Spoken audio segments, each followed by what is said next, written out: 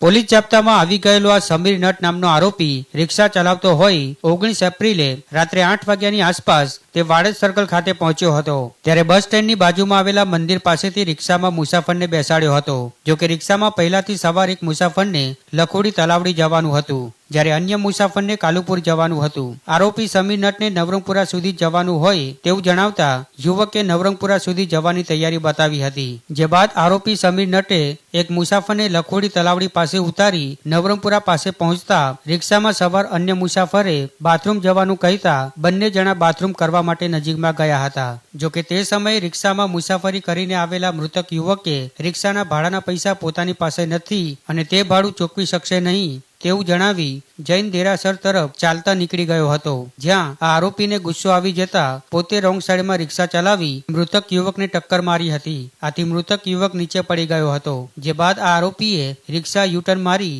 ફરીવાર યુવક ઉપર ચડાવી દીધી હતી, જેના કારણે યુવકનું મોત થયું હતું। મૃતકે આરોપીને 30 રૂપિયા રિક્ષા ભાડું ના ચૂકવતા તેણે ગુસ્સામાં આવીને આ હત્યાને અંજામ આપ્યો હોવાની પોલીસ પૂછપરછમાં હકીકત સામે આવી છે। ત્યારે હાલ પોલીસે આરોપી રિક્ષા ચાલકની ધરપકડ કરી આગળની કાર્યવાહી હાથ ધરી છે।